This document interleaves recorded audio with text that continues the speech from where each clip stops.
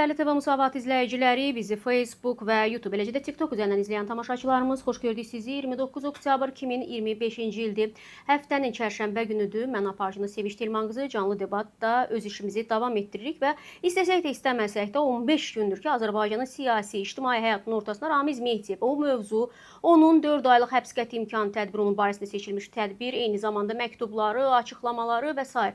bomba kimi gündəmin ortasına düşüb. Ortada çox sayılı suallar var, amma hər gündə hərəkət edən, tempdə olan bir proses var. Dünən bilirsiniz ki, villasından görüntülər yayıldı. Bəlli oldu ki, həmin o villada o müəyyən bir toplantılar keçirilmiş, otaq, geniş masa, hətta orada tribuna, hətta orada kürsü belə var imiş deyə görüntülərdə o da qeyd olundu. Hələ ki, Ramiz Mehdiyev cəbhəsindən heç bir xəbər yoxdur. Dünən Kürəkəni ilə mən danışdım, telefon danışığı ilə həyata keçirdi. İlham Əliyev Kürəkəni dedi ki, Sevinç xanım, gedin, bütün suallarınızı istintaqa verin və mənim sizə deyəcək heç bir şeyim yoxdur. Nə inkar edirlər, nə təsdiq edirlər. Ortada isə ciddi iddialar var və məktub var. 50 nəfərlik siyahı. Əgər elə bir şura varsa və onun içərisində gerçəkdən də müxalifətin də ola biləcəyi ilə bağlı eyhamları artıq mətbuat edirsə, demək ki, bu istiqamətdə ciddi bir proses var. Nə zaman sir pərdəsi çözüləcək, bu barədə danışacağıq dəyərli izləyicilər. Amma eyni zamanda Ramiz Mehdiyev də deyəsən sakit dayanmır. Əlindəki kompromatları, bilmiş olduğu belgiləri, ona qarşı çıxanların əleyhinə yavaş-yavaş istifadə etməyə başlayır. İki siyasətçi ilə bağlı ailə məsələsində ortaya çıxan informasiyaların kökü böyük ehtimalla boz kardinalara gedib dayanır və insanlar artıq narahatdırlar. Danışanlar da narahatdır ki, əcəba nələrsə ola bilərmi? Və bu mövzularda müzakirə edəcəyik dəyərli izləyicilər. Ortada çox sayılı suallar var və iki qocaman, iki təcrübəli siyasətçimiz bizimlə canlı efirdədir. Ana Vətən Partiyasının rəhbəri, tanınmış siyasətçi və eks-millət vəkili Fəzail Ağamalı, eks-baş nazir Pənah Hüseyn bizimlə canlı efirdədir. Efirdən əvvəl çox maraqlı bir söhbət var idi, amma mən dedim ki, debata heyif etməyək, çünki fikirlər burada haçalanır, suallar çoxdur və tərəflərin bir-biri ilə razılaşmadığı məqamlar da çoxdur. Diqqətli şəkildə dinləyin, izləyin, bəyənin, verilişimizi paylaşın, suallarınızı da yazın. Biz başlayırıq müzakirəmizə, dəyərli izləyicilər. Xoş gördük bəylər. Təşəkkür edirəm gəldiyiniz üçün. Minnətdaram və biz artıq 15 gündür ki, dediyim kimi, istəsək də istəməsək də bir mövzunun içərisinə düşmüşük. Çox sayılı suallar, ərəb saçına dönən bir mövzu var əslində.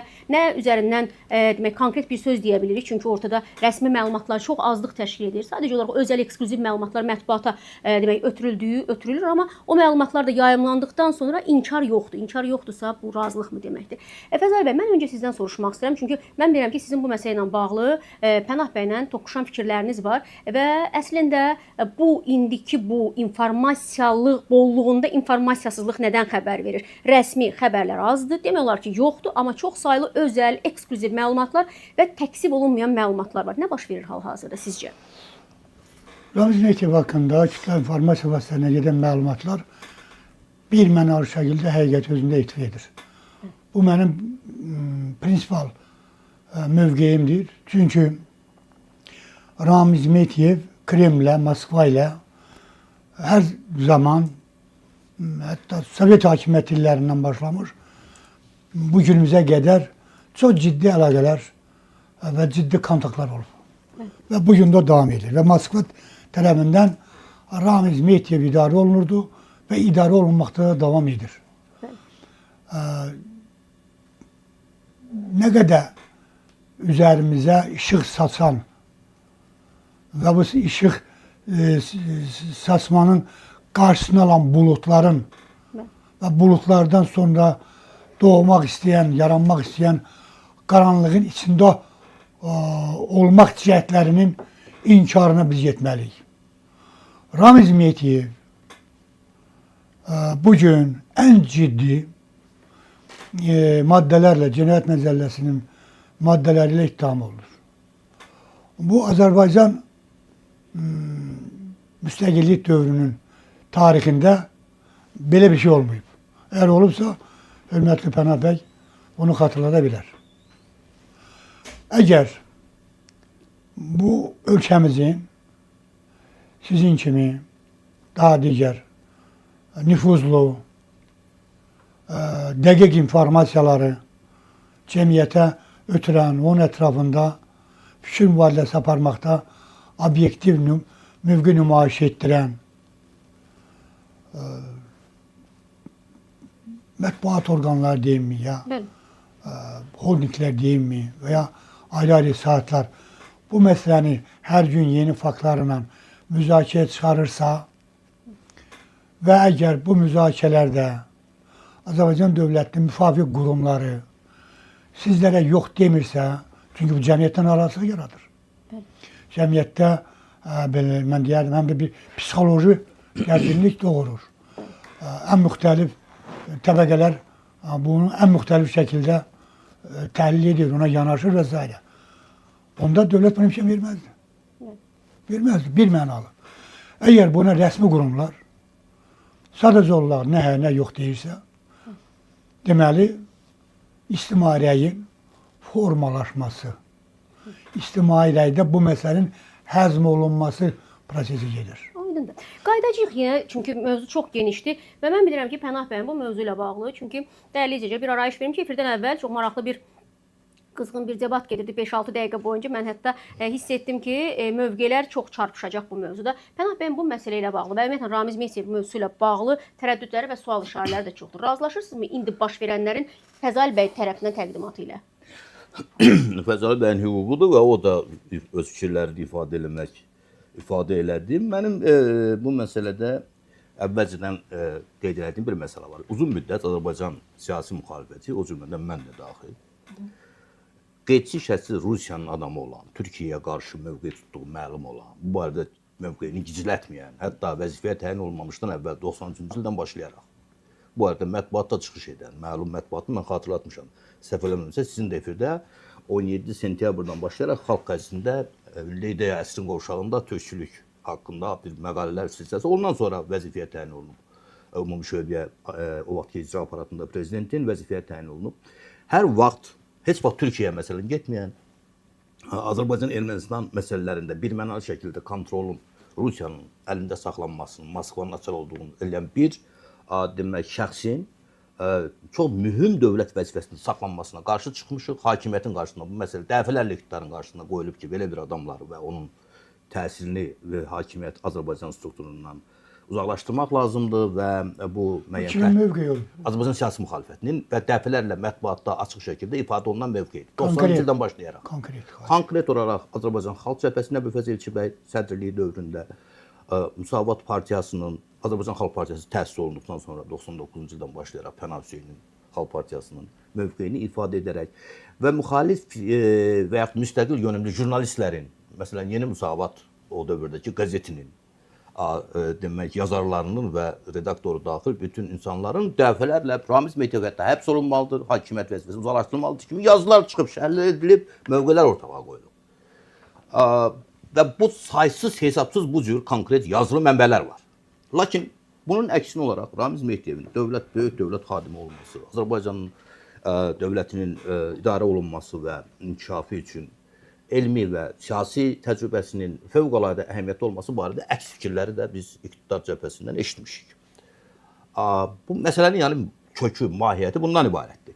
Amma demək, indi fakt ondan ibarətdir ki, 2019-cu ildə Ramiz Mehdiyev vəzifədən uzaqlaşdırıldıqdan sonra Azərbaycanın geopolitikasında, xarici siyasətində, təhlükəsizlik siyasətində Türkiyə və Türk dövlətləri təşkilatlarının daxil olan indiki dövlətlərlə münasibətdə ölkədə milli birliyin müəyyən formalaşmasında və bunun da nəticəsi olaraq Vətən müharibəsinin başlanması, torpaqlarımızın azad olunması, Azərbaycan tarixi üçün milli inqilab səviyyəli bir nailiyyətin qazanılması baş verdi. Türk Dövlətlər Birliyi inkişaf elədi. Türkiyə ilə münasibətlər ciddi bir başqa bir səviyyəyə qaldırıldı və bu gün də Azərbaycan demək məhz 2019-cu ildən sonraki dəyişikliklərdən Ramiz Mehdiyev kadrindən sonra zahirən görünən, yəni bu təsir olunan və müşahidə olunması mümkün olmayan bir məsələ olduğuna görə mən bunu qeyd edirəm ki, Azərbaycan faktiki olaraq Rusiyanın vassal səviyyəsindən çıxdı, regionun lider dövlətinə çevrildi, regionda və qlobal prosesdə gedən demək bir sıra demək məsələlər, miqyasda gedən proseslərin obyektindən subyektinə çevrildi. Bu gün də o istiqamətdə biz Azərbaycanın həqiqətən demək sözü olan, yeri olan, təsiri olan bir dünya görürük və dünyanın yeni dünya düzəninin formalaşmasında Azərbaycan məsələsi və Azərbaycan heç də sadəcə özünün ərazisinə və yaxud əhalisinin sayına, hətta iqtisadi potensialına uyğun olmayan dərəcədə yüksək səviyyədə təsir etməkdə davam edir. Bu 2019-da Ramiz Mehdiyevin bu vəzifədən uzaqlaşdıqdan sonra Azərbaycan Milli Ordusunda, Azərbaycan Silahlı Qüvvələrində demək ki, baş verən bir sıra hallar, eyni zamanda hətta sözün doğrusu 2019-dan sonra ilk 2 ildə xüsusən 2019-un sonu, 2020, 2021 Azərbaycanın daxili həyatında da mühüm dəyişiklikləri görməmək mümkün deyil. Yəni Bu günə gələ bilərik. siyasi müxalifətlə dialoqun başlanması, bunun prezidentin mən bu məsələdə mandatı mən vermişəm müvafiq qurumlara, Vətən müharibəsində ümumilli mövqedən çıxış eləməsi iqtidarlı, müxalifətli bir sıra dairələrin və güclərin və bunun şübhəsiz ki, həm də müəyyən bir bizim nailiyyətlərimizdə bunun da bir rol olması, bu da bir faktdır. Sonradan açığı bu proses fərqli bir istiqamətə yönəldi, başqa bir mövzudur. Yəni o bir başqa mövzudur. O baxımdan da bir daha təkrar edirəm, mən bu məsələnin şübhəsiz ki, öyrənilməlidir. Əlbəttə indi bu gün siz dediniz, mən efirdən əvvəl olan söhbətləri burada xatırlatmaq istəmirəm. Əlbəttə ki, müəyyən suallar qalmaqdadır. Necə olmuşdu ki, həqiqətən Rusiyanın adam olduğu indi açıq-aşkar bütün cəmiyyətə məlum olan, elə o vaxt əksəriyyətə məlum olur ki, məlum imiş.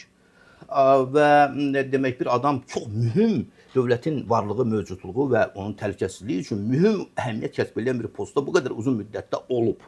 Rusiya ilə əlaqələri açıq-aydın ola o vəzifədə saxlanılır və bu da bir sualdır. Amma hörmətli Fəzail bəy, indi mən efirdən əvvəl deyildiyinə görə, amma bir cümlə deyir ki, ola bilsin ki, bu dövlət maraqları ilə müəyyən məqsədəuyğunluqla əlaqədar olub.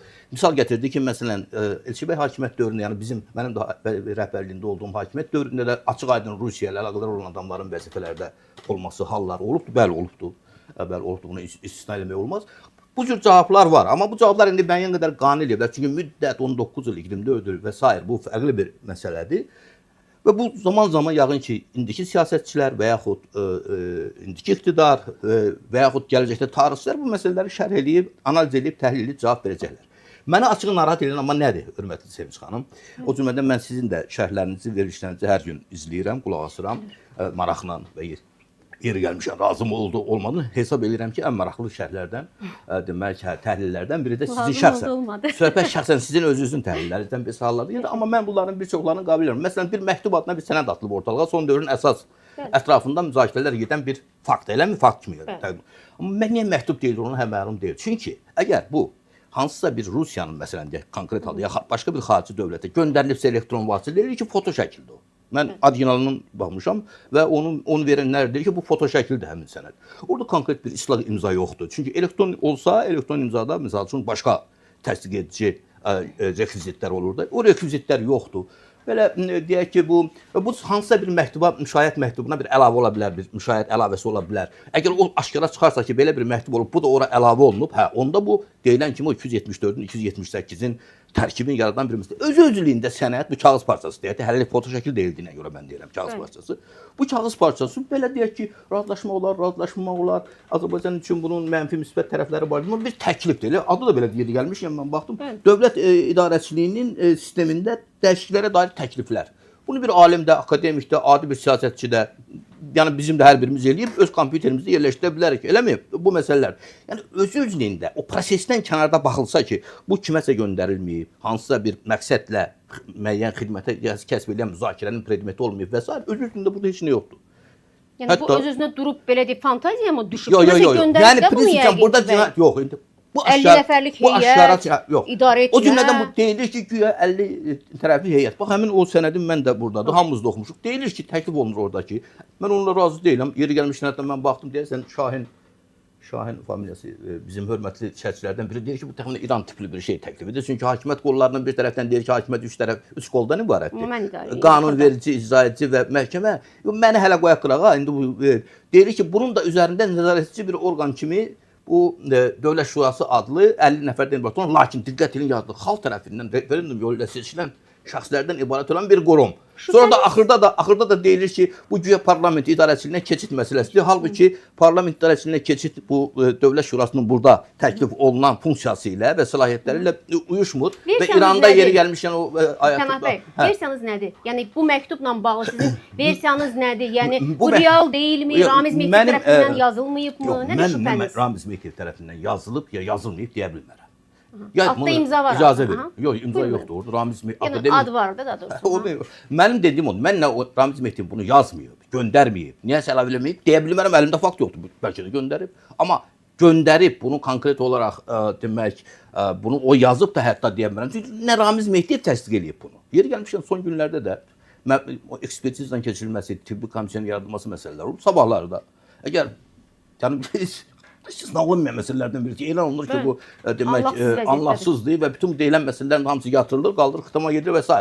Bu versiyada artıq son günlərdə cəmiyyətin narahatlığı, bəs bu nə necə deyilir, informasiya, texnoloji əməliyyatdır deyək və s. O baxımdan da demək ki, ya bunu istintaq varsa, belə görünür ki, var, amma rəsmi təsdiq olmasa da. Ya bu istintaq bunun obyektiv dəlil və sübutlar ortaya qoyacaq. Bəli, bu həqiqətən ona məxsusdur. Ya özü deməlidir, ya məhkəmə təsdiqləməlidir. Məhkəmədə təsdiq olunmayana qədər bu sənəd Ramiz Mehdiyevə məxsusdur və Ramiz Mehdiyev də özü təsdiq eləyənə qədər ki, bu mənə məxsusdur, açığı. Yəni biz bir halda ki, obyektiv kifayət qədər ciddi adamdır, hörmətli Fəzail bəy. Mən tanıyıram, düzdür, son dövrdə bəzi hadisələrdə özünə də gələndə dedim ki, sənin kimi təcrübəli adam bəzən elə məsələlərə yol verir ki, mən xeyli təəccübləndirir, amma kifayət qədər ciddi, mən də özümü açıq, qeyri-ciddi hesab eləmirəm. Və biz bu məsələlərdən danışarkən mən tam azadlıq hüququ fantaziyalara, o konspiroloji teoriyalara və s. ayrı-ayrı yazıçılarımızın, jurnalistlərimizin, tələbçilərimizin nə dediyinlə işim yoxdur. Yəni onlar eləyə bilərlər. Mən özüm, yəni bu məsələləri qoyanda öz baxışımdan və özümü mövqeyimi ifadə edərkən bu cür kriterləri qoyuram. O baxımdan da hesab edirəm ki, əslində hörmətli Fəzail bəy də bilmirəm başqa fikirlər deyə yox. Hesab edirəm, dəfələrlə bunu demişəm, indi demirəm mən bunu ki.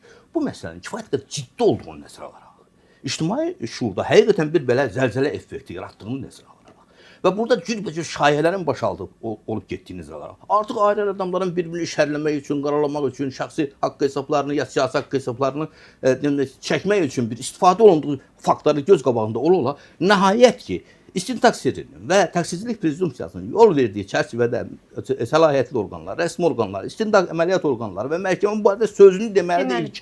Biz bunu Mənim mövqeyim budur. Deyirik, amma Pənah bəy də şübhələndirir, yəni nə mənada şübhələrini səsləndirir burada, tərəddüdlərini səsləndirir burada və həqiqətən də ortada hamı danışır, amma əsas adamlar danışmır, nə vəkillər danışır, nə istintaq danışır. Ona görə də bu şayələrin yaranması üçün də əsas yaranır. Razılaşırsınız bundan Pənah bəyin belə deyək ortaya Pənah bəy qoyduğu? həqiqətən ciddi siyasətçilərdən mənim düşüncəmə görə Azərbaycanda biridir. Həm də çox öndə olanlardan biridir. Çox maraqlı hər zaman şərləri olur.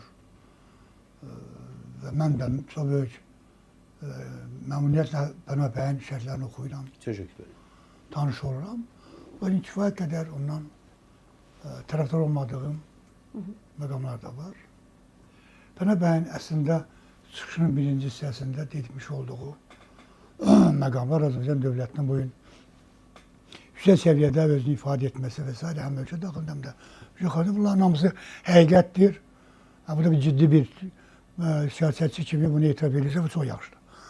Ancaq ikinci şərhində cəmiyyəti çaşdıra biləcək və bu məsələ haqqında düşünən və tərəddüd edən insanların sayını artıra bilər. Onun mən bunu dostum ola bunu xahiş eləyərdim O ki, tərəddüdlər sizdə də varmı? Xeyr. Məsəl üçün, o Xeyr, sual xeyr. işarələri yoxdurmu qətiyyən. sizdə? İndi mən özümün fikrimdə əsaslanmağa Buyurun. çalışıram. Pənah bəy daha çox deməli rəsmi mövqeyə isnad eləyir. Ki, yoxdur. Bunu başa düşürəm. Ancaq Pənah bəy hər zaman da bir dost olaraq xatırladıram ki, istintaqın bir standart formaları var. Bir də qeyri-standart formaları var. Bu məhz təsadüf edilən, çox nadir qeyri-standart formalarından biridir. Görüşür ki, məsələ o qədər ciddidir ki, və Sevinç xanım, həm də o qədər şaxələnmiş və çox saylı insanları öz ağuşuna alıb ki, siz təsəvvür edin ki, bu minlərlə insan da ola bilər. Çünki söhbət dövlət ələ keçirməkdən gedir. 50 nəfərdən getmir. 50 nəfər o dövlət çevrilişini həyata keçirən öndə olan insanlardır. Komanda, İçində komanda, içində ixtisası da var, hüquqşünası da var, hərbiçi də var, nə bilim, digər insanlar var, deputatlar var və s. məmurlar var, köhnə və təzə. Ona görə də bu məsələ zərgər dəqiqliyi ilə aparılır ki, bugün istintaqın gedişində özünü ifadə edən məsələyə rəsmi şəkildə ifadə olunanda həmin istintaq orqanları çıxıb Azərbaycan xalqını üzr istəməz. Çox ciddi bir məsələdir. Ancaq bir məsələ bəllidir ki, yəqin Pənah bəy də bunu etiraf edirlər ki, özü də dedi, Ramiz Mehdiyev təpədən dırnağa qədər Kremlin adamıdır. O, Azərbaycanda Kremlin baş rezidenti idi. Azərbaycan uzun illər boyu, yəni 19-cu ilə qədər daha Bəli. fəallığı ilə özünü ifadə edən, anti-Azərbaycan, anti-milli mahiyyət daşıyan və Azərbaycanda Rusiyanın təsir dairəsini gücləndirmək, möhkəmləndirməyə xidmət edən insanların hamısını istiqamətləndirən Ramiz Mehdiyev olub. Hətta keçən vəzifədən çıxandan sonra da. Bunlar da artıq siz dediniz, tək eləmək istəmirəm. Həm akademiyada işləyəndə, həm pensiya evində oturanda o böyük zalında və sərvəylə. Ona görə də mən düşünürəm ki, bu çox qeyri-standart, tamam fərqli bir istintaqdır. Ancaq həqiqətdir. Aydın. Bir dəqiqə xahiş edirəm, bir Buyurun, dəqiqə. buyurun. Götürün Azərbaycanın müasir tarixini götürün. Bu 3 maddə ilə, hətta Sürət Hüseynov da bu maddələrin mühakimə olunmadı. Bəli. O da Azərbaycanın Çevrilişdə. çevriliş etdi və Rusiyanın adamlarından biri idi. 3 ciddi Yox, maddənin üzr istəyirəm, ola bilər məlumatsız yoxdur. Sürət Hüseynov haqqında Çevrilişdə idi. ittihamlardan biri dövlət çevrilişinin cəhd. Sonra- Mən də elə bilirəm. Bəli. Başqa. Dövlət Bəli, onu çevrilişi- deyir. Deyir ki, yəni biridir. Biri idi. Biridir. Biri idi, o da istintaqı başa çatdırılmadı. aydın biri Ali idi. məhkəmə Bəlkə onu ki, üçüncü də hərbi deyil, bu kollegiyası qədər onu ağır deyil. göndərdi təkrar istintaqa. Bəli. Sonra bu təkrar istintaq da aparılmadı, belə çıxır. İndi də Sürət Hüseynov Bəli. öldüyünə görə Dövlətə xəyanət getdi. Ancaq yox, dövləti zorla ələ Çevrilişdə. keçirmək. Dövləti zorla elə keçirmək idi. Mən səhv etmirəm. Yox, bir dənə maddə idi, bunda 3 maddədir. Hə, yox, razıyam ki, bu maddələr başqa heç kimə verilmir. Heç mi verin? O vaxt 274 verilmədi. Yəni Azərbaycan, 278 verilmişdi. Təna bəy, Azərbaycan ciddi bir cəmiyyətdir. Azərbaycan həm də ciddi bir dövlətdir. Özünüz də dediniz. Yəni faktlar da kifayət qədər var bunda. Bəli. Bu maddələrin uzun illər boyu Azərbaycanın dövlətçində mühüm post tutan və ciddi təsir dairəsi olan və eyni zamanda Azərbaycanın yüksək dövlət mükafatı ilə təltif olunan adam haqqında feyk xəbər kimi mətbuata gedə Yox, bilər. heç kim peyğəmbər demir. Qulaq üzr istəyirəm. Siz niyə görə? Bunu ən azı Amma dəqiqlə siz şübhə etdiniz də. Yəni şübhə payınızı Yəni dediyinizə şübhə görə. payınızı ona deyirəm. Biz də onu deyil. mən- Yox, yox, mən Üzr istəyirəm, Ram nə icazə yapalım? verin, yox. Bu mühüm Kəlmə məsələ- deyim də. Yox, yox, mühüm mənə istinadən deyirsiniz. Mən Sizin şübhə bu payınız var xəbərlər idi də, bəy, təsdiq deyilmi? olunana qədər xahiş edirəm, diqqət edin. Aha. Bu sizdə şübhə yarada bilər ki, o başqa. Mən deyirəm ki, hələ ki rəsmi orqan, Bu şübhə əməliyyat deyil. istintaq orqanı tərəfindən Şübhədir də bu. və məhkəməyə qədər Adı təsdiq şübhədir. olunmayana qədər bu məsələlər mən bu məsələlərə skeptik yanaşıram. Skeptik Əlbəttə. dediniz ya şübhə dediniz. Eyni Şübhə, şeydir. Yəni eyni tam şey. hələ tam dəqiq deyil, bir əmin deyilsinizsə deməli şübhə edirsiniz. Amma Ramiz Mehdiyevin Şey, Rusiyanın adamı olması, Ramiz Mehdiyevin Rusiyanın dediyiniz kimi rezidenti olması və sair məsələlər barədə isə mövqelərimi mən yuxarıda. Yəni söhbət Ramiz Mehdiyevin haqqından getmir. İrəli sürülən, məsəl üçün dünənki Bildim məktub də. kimi deyilən, adı çəkilən sənədlərdən gedir. Aydın. Ramiz Mehdiyevə şübhə yaratmırıq ki, edib ya Yox, etmir. yox, Kim yox. çatırmı? Sənədin Yox, özünə orası şübhə aydındır. edirsiniz. Yəni Aydındır. mən sizə Sənəd, sonra bəzi faktlar. Təna bəy, bilirsiniz də mənim çox hörmətim var. Təşəkkür edirəm, amma yox, burada yox, biz bir həqiqət dəqiqə. üçün çalışırıq. Hərəkat dövründən başlanır bu günə Deyir, qədər. Aristotel nə deyir? Bu günə qədər bir dəqiqə xahiş Deyir, edirəm. mən Platonla dostam, hə, Platon. Amma həqiqət. Həqiqət olduğu kimi deyirəm. Həqiqətidir, nəyi bilirsən? Ona da mən deyirəm ki, sizin kimi ictimaiyyəyə təsir göstərən bir siyasətçini Bəli. bu məsələnin bu şəkli izahı insanlarda şübhələr artıra bilər. Mən hesab eləm özünə hörmət edən ciddi siyasətçi Bunu öz etməyin. fikirlərini ifadə eləmir. Yox, bunu etməyin, xahiş edirəm mənim. Xahişimdir, edə bilərsiniz, etməyə bilərsiniz. Bu məsələni bitirin. Vallahi orada bir xahişli bir şey yox. Yox, yəni mən Buyurun. dostunuz ola bunu xahiş Buyurun, edirəm. buyurun, buyurun. Çünki siz sıradan bir insan Buyurun. deyilsiniz. İkinci, bunun altına Ramiz Mehdiev o qədər sadəlövh ki imzata. Bunu sadəcə yazıb bir dəqiqə bağışlayın. Papkanın üstünə qoyub, göndərib özünün əzəli və bədozu Patruşevə. Əslində Poçla saxlayıb- yox, Əslində papkada kompüterlə yox, qardaşım. Siz axı dövlət xadımı olmusunuz. Mən bilmirəm yəni. Yox, mənim ehtimalı bu deyirəm. Mən bu sizin ehtimal Ya yox. da mənim ehtimalım. Mən deyil. bilmirəm. Qoy papkaya özünün son dərəcə inandığı bir adamı biznes adına göndərir Moskvaya. Orada Patruşevlə deyil, Patruşevin inandığı bir adama məktub verib ki, mən bunu eləmək istəyirəm, mənə kömək edin. Və beləliklə bu yazılan Hətta Patruşevə yox. Adi bir leytenant rütbəli bir xüsusi xidmət Yox, bunun ən yaxın- göndərilibsə, misal üçün deyirəm, Dostu o tərkib yaranır. yox, aydındır. O gönderməyibsə, məsələn onun kompüterindəsə, Yani hətta o kimin ne yazıcı- lazım diye bu dakika Ramiz Bu boş şahıs başı. son günlerini yaşıyor. Kimin en lazımdır ki onun 3 tane madde açılır. Kimin en lazımdır ki onun mektubunu ortalığa koyuyor. Yox, bağışlayın. Yok kulak bir Yo, yo, dakika. yo. Ramiz Mehdiyev. Kimə lazımdır? Mən hesab edirəm ki, Kimə? icazə ver. Mən hesab siz burada məsələni qarışdırmaq belə yaradırsınız. Mən hesab edirəm ki, dəfələrlə də bunu demişəm. Ki, keçən ildən üzü bəri Azərbaycan son dövrdə yeritdiyi Rusiyanın vassallığına və təsirindən fərqli müstəqil siyasət yürütməsi, Türk Dövlətlər Birliyində, Türkiyə ilə və s. Rusiyanın da Azərbaycanda hakimiyyət dəyişikliyi, konkret bu kursu yerdən birinci şəxsin vəzifədən uzaqlaşdırmaq ssenarilərini gündəmə gətirə bilər və gətirib. Yəni mən buna əminəm. Və mən əslində bu məsələyə də bir çoxları bunu Ramiz Mehdiyevin özü də deyirlər bunun ağlı çaşıb ya falan yox. Mən bunu Rusiyanın senarisi kimi baxıram. Son günlərdə çox qəribə bir proses baş verir. Rusiyanı sanki kənara qoymaq istəyirlər. Hətta deyirlər ki, sən demə bu onları yığıb boğaza, elə bir yazılar getdi də, təhlillər getdi. Rusiya demək ki, bu kişinin də Azərbaycan prezidenti axı bizi yığıb boğaza. Yəni Rusiyanı buradan Azərbaycanla təklindən kənarlaşdırmaq, uzaqlaşdırmaq. Bizlər ki, düşənbədə verilib bu sənəd. Yox.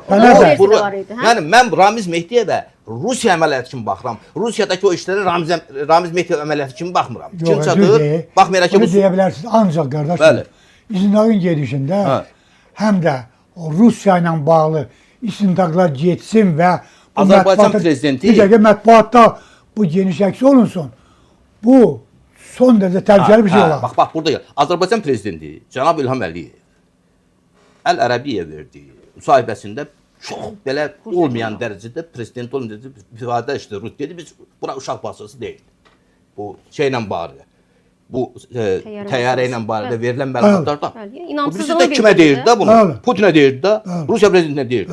Bu ifadəni işlədən, bu dərəcədə sizin dediyiniz kimi mühüm bir məsələdə birbaşa basıq şəkildə, yəni biz uşaq deyilik də, burada uşaq bağçası deyil, bu ifadəsi işlədən prezident və onun hökuməti Ramiz Mehdiyevə görə çəkinəcək? Yox, istintaq gedir. İstintaqın özünün şərtləri var. Bugün Ramiz Mehdiyevin haqqında gedən istintaqın hələ rəsmi şəkildə təsdiq olunmamış, möhürlənməmiş. Rusiyanın da gətirib buna qat. Valla bu mümkün olan şeydir. Siz deyirsiniz ki, Ramiz Mehdiyev məsələsi Rusiyanın yeri yoxdur. Yox, bayaq dediniz, sən istintaqa ilə qoyaq qırağa, mən sizi də mən deyirəm. Məsələn, biz dövlət başçısı deyilik və ya Xarici İşlər Naziri deyilik, ya baş prokuror deyilik də, mən öz fikrimi belə ifadə edirəm. Siz ifadə eləmişsiniz o cür. Rusiyanın burada barmağı var, yoxdur. Bir mənalı. Biz də onu deyirik. Yox, bir mənalıdır. Amma son günlər deyirəm ki, belə cəhdlər hiss olunur ki, sanki Rusiyanı bu boğaza yığıbmış. Belə gedir də açıq belə yazıblar da ki, deyirlər ki, zəhləmizi töküb bununla əlçin. İndi yaxşı. Rusiya əsasında yoxdur. Yəni ictimaiyyətə bu şeylər yeridilir. Məni isə maraqlandıran Sevinç xanım, Rusiya özünün bu məsələlərdə kənara qoymaq üçün onu buraxa bilər. Deyirlər ki, mənim ona nə ehtiyacım var, nə bilim, boş şeylər falan. Rusiya bunu boynuna alacaq. Boynuna almayacaq. Valla mən bilmirəm nəyim var. Mən demək istəyirəm ki, Azərbaycan ictimaiyyətində son günlərdə, mənim məntiqim odur ki, son günlərdə bu məsələnin bir qismi adam belə bilərəkdən ya bilməyərəkdən belə bir qələmə verib, belə bir rəy yaradır ki, sən demə, bu Ramiz Mehdiyevin özünün öz fəaliyyətidir. Güya. Halbuki mən bu məsələyə, bu məsələnin meydana çıxmasına Rusiyanın Cənubi Qafqaza və özəlliklə birinci növbədə Azərbaycana qarşı, Türkiyəyə qarşı, digər başqa savaşlarda da qarşı növbəti bir əməliyyatı kimi baxıram. Əgər baş tutsaydı, hakimiyyət dəyişikliyi olsaydı, eləmi? Əgər mən hesab edirəm bunun altında fakt var. Mən bunu hesab eləmirəm. Siz niyə mən faktlar ki deyilir gaha mətbuatda və ötürülür. Bunların, bu faktların məsələnin mahiyyətini saptırmasına etiraz edirlər. Məsələn, mahiyyəti necə sapır ki, indi hamımız deyirik ki, Ramiz Mehdiyev işlər yox, hansıdır? İndi mən dedim də, məsələni kökündən, mənbəyindən Rusiyadan kənarlaşdırırlar, radiusundan. Həm də Rusiyadan uzaqlaşdıraraq. Eyni zamanda Ramiz Mehdiyevin üzərində Ramiz Mehdiyevin məsuliyyəti var burada. Bu heç kəs onu inkar etmir. Amma hər şeyi sanki bir qoca, biraz da psixi problemlər olan adamın üzərinə qoyur. Görünən budur. Necə təhlillər getiriyor palas-palas. Nə təhlilləri? Palas-palas. Təhlillər gedir. Həmin o məktubun getdiyi ana xətt deyilmi burada? Rusiya ana xətt deyilmi? Təhlillər gedirsə, elə bu da Moskvanın işidir. Əlbəttə, onu deyim. Qulaq görürlər, mən söyləyim. Yəni Ramiz Mehdiyev o qədər alçaq adam deyil. Mən də elə. Bir dəqiqə. Moskvadan bu impuls gəlməsə, bu taraflar gəlməsə, Ramiz Mehdiyev Elə bir həm də cəsarətin sahibi deyil ki, tək başına öz başına bunu çıxır. Oradan bu təkliflər gəlir. Oradan bu impulslar gəlir. Və yaxud orada Bu nəsə nə? var, buradan orada istifadə etmək istəyən adamlar ola bilir. Yox, O da deyirlər, ola bilər. deyir ki, O sən momentdə necə var. baxırsan, bunu necə eləmək olar, o da təklifini yaza göndərir. Çünki bir tərəfdən demək ki, bura rezidentdir bu neçə illik, elə dediniz də. Kremlin rezidenti. Sən ona şübhən var? İstinad edir sizə. Sizin Yəni cümlənizi dediniz istinad də bunu Bəli, mən də bəli. mən də təsdiqlədim eləmi? Rezidentsiz bu işlər qurular? Yox. Kremlisiz. Ona görə də bu qarşılıqlı Deyən səbir elə də. hə. Səbir elə qardaş. Yəni Hələlik. İstintaq ancaq Ramiz Mehdiyevin üzərində gedir. Yəni mən bir məsələ nə dedim? Bax siz professorsunuz. Çox adam mən bəzən deyirəm ki, elmlər doktoru və professordur, hörmətli Fəzail bəy. Neçə illik təcrübəniz var? Siyasi, elmi və partiya rəhbəri kimdə və s. Sağ ol. O sənədə baxmısınız. Bəli. O sənəd məktubdur yoxsa nədir? O sənə təklifdir. Ah, yəni niyə məktub deyirlər ona? Şu indi kim nə deyir bilmirəm. Yox, yox, biz də elə deyirik. Yox, Bax, sən elə xanım deyirsən, mən deyir. deyim təklifdir. Ola bilsin ki, hətta məktub əlavə olunmuş bir sənəddir ha. Mən istisna eləmirəm. Lakin Siz xırda Biz məsələni imza- ətrafından Yox, yox. müzakirə Birisi, Detallar bax, xırda məsələdir, eləmi? Hə? Detaldır, Razıyam hə, sizlə. sizlə. Cəmiyyətdə diqqəti əsas məsələlərdən yayındırıb məktub. Nədir əsas məsələ? Güya hətta Aysən siyahı bəy? da olur. Onun nədir Tamam, fərqi? əsas Hətta məsələ siyahı da nədir olur. oradan yayınırıq biz? Məktub dırnaq arasına alaq. Məktubun içində də yazılır ki, faktiki Əlində. olaraq məsələn mən yeri gəlmişkən deyim də bu mətbuatda da bu barədə müzakirələr başlayıb son dövrdə. Azərbaycanda Dövlət Şurası ideyası 92-ci ildən bəri mövcuddur. İndi mövcud deyil. O Yox. zaman olub. 92-ci ildən bəri mövcuddur. İlk dəfə 2003-də də sonra çıxdı da ortaya deyəsən. 90 hə, indi? gəlirəm. Aha. Qısaca deyim əgər maraqlı olar elə bu. Biz onu gedir. ayrıca blok kimi müzakirə etsək olarmı? Qayıtsaq ona. Olar, Çünki amma bu mən yarımçıq deyim- qaldı ya burada. Bu Hansı mövzu. nəyi qaldı yarımçıq? Biz Mən də sizin, bu sizin aydınlaşdırdım. şübhəniz yarımçıq qaldı. Deyirsiniz ki, kimə ünvanladığı bilinmədiyi üçün bu məktub ki sayıla bilməz, təklifdə hamıda yaz. Yəni bunun təkliflər toplusu olduğunu iddia edirsən, amma təkliflər Mən heç nə iddia eləmirəm. Mən deyirəm ki, Ehtimallarınızı səsləndirirsiniz də bəy. İndi Ehtimallarımı da ifadələr səsləndirirəm. Mən üzərində təhlilimi baxılmıyor. səsləndirirəm ki, bu sənəd ki qoyulur ortalığa. Rəsmi orqanlarda bunun həqiqətən hələlik Ramiz Mehdiyevə məxsus olub olmaması barədə bir şey demir, Bugün eləmi? heç bir şey demir. Müvafiq qurumlar nəzərə O alaq da. olmayana qədər 15 gündə heç nə demir. Bu məktub buna niyə deyilir, eləmi? Əgər kimsə deməlidir ki, bu məktubdur da, hər yerdə məktub yazılır, eləmi? Orası onu sənət də demək olar. Bu həqiqətən nə Ramiz Mehdiyev təsdiqləyir, nə hansısa bir istintaq əməliyyat Təşəbbüs olunur haqqında. Onun dalican gəlir deyilir ki, axı. onun içini oxumadan, içini oxuyursan, baxırsan görür, bəli, orada Azərbaycanda dövlət təhsili sistemini ciddi bir şəkildə dəyişdirən, yəni faktiki olaraq hakimiyyət orqanlarının üzərinə bir üst tutur. Mən dünən İsa Qəmbərin bir şərhini oxudum. Deyir ki, bu diktatura yaratmaqdır da. Bu faktiki olaraq Azərbaycan Respublika quruluşunu Hər kəs sanki ləğv görür, eləmək, doğru, eləmi? doğru. Hə? Hər kəs görüşür, Erməni bir- Hər idarə şey edeyim də, həm düzəldim, mən gəlim bir idarə yandan da edeyim. yazıb ki, arkasında yazıb ki, ya parlament idarəçiliyinə keçiddir və s. Yəni ziddiyyətli, açığı, bir-birini istisna edən bir demək absurd hətta bəzi bir-birinə quruluşuna görə bir sənəddir. Hə, bunun müəllifi odur, o deyil, o başqa. İndi mən gəlirəm ki, demək mən bu məsələdə mənim dediklərim bunlara var. Diqqət hara yönəldir. Məktub göndərilib, sonra bu 50 nəfərlik siyahı məsələsi olub. Sən demə artıq Dövlət Şurası formalaşıb. Halbuki həmin məktubda yazılır ki, bu xalq səs verməsi ilə seçilməlidir, eləmi? Yazılıb. Yəni Amma diqqət deyir- sanki diqqət yəni detektiv o sarı jurnal məqalələri o cür yönəldilir. Sanki ictimai rəylə Nədən bir yayındırmaq manipulyasiyaya istəyirlər? gedir. Nədən yayındırmam? Sən eyni şeyi Yəni, mən Sərdar Caloğlu da dinlədim. O da deyir ki, nədən yayındırılır? Ölkəmizə Rusiya təcavüz eləmək istəyir. O cümlə mən hesab edirəm ki, hərbi müdaxilə, birbaşa hərbi müdaxilə olmadan Azərbaycanda hakimiyyət sonrakı yolu dəyişdirmək mümkün deyildi və mümkün deyil. Bunu hər kəs bilir. Bu əməliyyat belə deyək ki, bu çevriliş deyilən bu əməliyyat olubsa ki, böyük ehtimalla da olub. Bunun əsasında nəsə durur. Cəhd olub da yəni. Faktiki deyilən, təsvir olunan məsələləri qoyaraq qırağa, yox, hansısa bir düşüncə və bundan müəyyən hərəkətə keçmək Plan. hərəkətləri yəqin ki, olub ki, bu dərəcədə ciddiləşir. Mən razıyam o məsələ ilə bağlı. Amma deməli, bu demək olub və bu təhdidin özü də xeyli dərəcədə qalır. Bunun bir qoca kişinin güya, xəstə adamın və s. üzərində cəmləşdirib yalnız Ramiz Mehdiyevin öz fəaliyyəti və onun düşüncəsi və ya da onun buradakı əlaltılarının bir hərəkət kimi təqdim olunanda o əsas təhdid ki, yenə də qalır, zəifləsə də, bu günlərdən qalxsa da o təhdidin real təsir imkanları bundan diqqət yayındırılır. Mənim demək istədiyim məsələ bundan ibarətdir. Mən başqa Diqqət yayınırmı Yox, Rusiyadan bir dəqiqə, gerçəkdə əvvəla biz mən hər xahiş şeyi edirəm, fokuslayırıq bəli. Ramiz Mehdiyevin üzərinə? Siz danın mənə imkan qalmır. Eləmi? Mən özüm sözüm də yarım çıxır. Buyurun. Mən fikrimi söylədim. Yadınıza gəlirsə, Baku TV-də təyyarə qəzasına bağlı bizim bizcə debatımız çağırmışıq, biz orada Dedi ki, müzakirə. mən Pənah Hüseynin dediyindən razıyam. Yox, mən elə demədim. Mən nə dedim? Dedim, mən bir mənalı şəkildə bu fikirdəyəm ki, bu Azərbaycana qarşı düşünülmüş deməli, müdaxilənin elementlərindən biridir. Sizinlə bizim həmfikir olduğumuz ki, hətta bu təyyarə qəzasından əlavə prezidentin təyyarəsinə olan müdaxiləsini biz demişik onu. Sizinlə mən demişim. Yox, mən birinci dəfə dedim orada. Yaxşı, birinci sən deməmsən. Yox, amma deyək, mən özümü tərifli adam deyirəm. hesab eləyək demişəm. Birinci demişəm. Hesab sizə. eləyək demişəm. Söhbət ondadır ki, ilk dəfə olaraq bu təyyarənin düşünülmüş şəkildə, qəsdən. O veriliş var ya şeydə. Bəli. Və Olması ilə bağlı ölkə sizin prezidentinin təyyarəsi ilə səhv salınaraq vurulduğunu demişik. Səsləndirildi. Bəli. Bəli. Bəli. Mən yenə deyirəm. Bu Moskva tərəfindən İlham Əliyevi hakimiyyətdən devirməyin tərkib hissələrindən biridir. Hansısa bir şey. Yəni deməli biz təsəvvür edək ki, Moskva öz istəyinə nail olur. Ona qədər Ramiz Mehdiyevə deyilir ki, sən belə bir situasiyada təkliflərini ver. Necə eləyə bilərik? Force major vəziyyəti yarananda, ölkə prezidenti ölkəni idarə etmək imkanlarını itirəndə və s. Təkliflərini ver. Ramiz Mehdiyev də çox böyük məmnuniyyətlə özünün həm də o Ramiz Mehdiyevin başının məhsulu deyil. Yox, elə dərin sənət deyil. Mən tanıyıram da. Sən yox, sənət özü elə sən bir yüksək səviyyəli sənət deyil. Biri-birini zidd eləyər. Yox, elə deyil. Kremldə mi hazırlanıb sizin versiyanıza görə? Kim hazırlayıb? Əgər müəllif Ramiz Onun indi də Mehdiyevdir çıxacaq yəqin ki. Təkcə o deyilsə. Deyil. Orada kifayət qədər hüquqşünas, ondan sonra kifayət qədər ağıla da Azərbaycan sənət çox ziddiyyətlidir. Yox, ziddiyyətli də olsa. Hər halda ciddi sənət Onu kimi yaza bilməyəcək qədər Yox, onların savadsızdır Ramiz Mehdiyev. hamısının arasında məntiqi bağlılıq var.